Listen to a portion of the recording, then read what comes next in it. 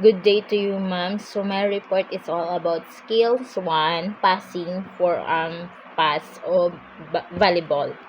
So this guide covers the fundamental skills of the forearm pass or bump pass, including body posture, arm positioning, and accuracy drills suitable for a training presentation. So we have a 3 parts of passing forearm pass. It is forearm pass, body posture and position, forearm pass of arm positioning and platform, and last is execution and techniques of forearm pass. So first, we're discussing about forearm pass, body posture in position. So we have 4 types here. It's called ready position, weight distribution, alignment, and movement. So these 4 types, having a feet should be shouldered with a part of slightly wider, with knees bent at a 90-degree angle to create a low suitable base. It is weight distribution. Weight distribution should be on the balls of the feet, leaning forward within shoulders over the knees. Alignment, the player must face the ball with shoulder and hips square to the target, the setter.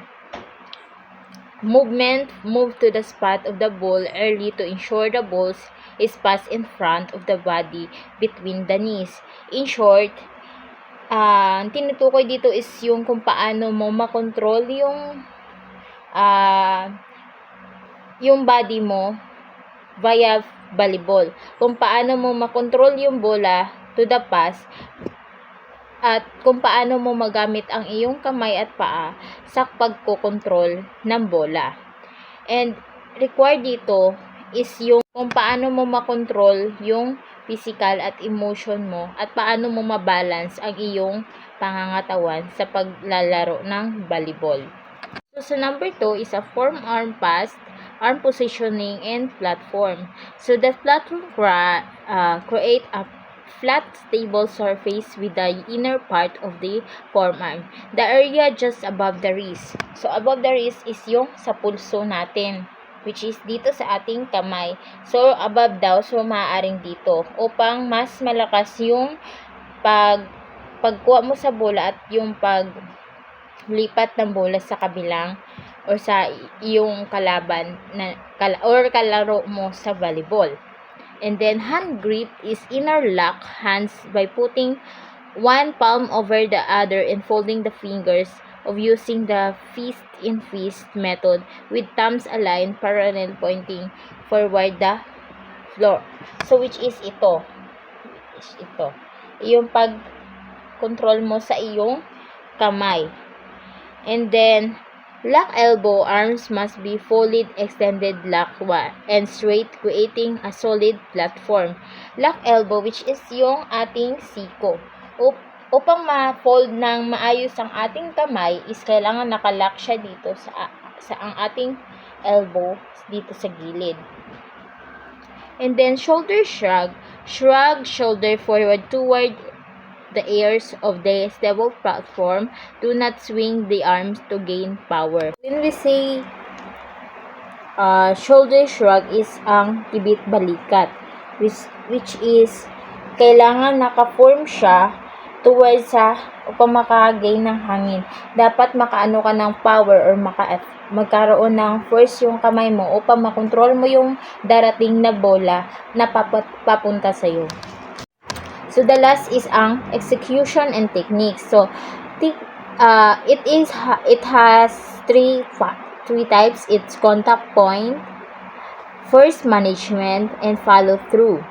So ang contact point is the ball should make contact with the lower third of the forearm. So pagdating ng bola doon is against sa pagkontak sa iyong kamay is kailangan maikontrol mo yung palo at makontrol mo yung lakas kung saan papatungo yung bola.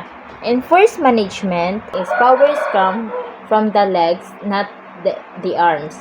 Use a slight for upward push with the legs and minimal arm movement to direct to the ball. So, sinasabi sa force management, when we say manage, is kailangan mo ma-manage yung force or lakas mo sa iyong katawan upang makontrol mo yung takbo or lakas ng bola kung saan papunta yung bola at dapat is nakabentang maayos yung paa mo and coming to forward and backward upang mas alam mo yung saan patungo yung bola at saan mo siya mailagay sa yung kapwa kalaro. And follow through. But before that, sa force management is ang iyong paa is mas malakas siya ma-manage unlike sa iyong arm. Kasi yung paa mo is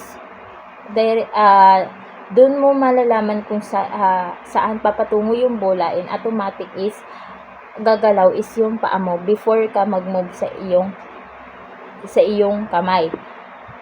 And then follow through, the arm should be fully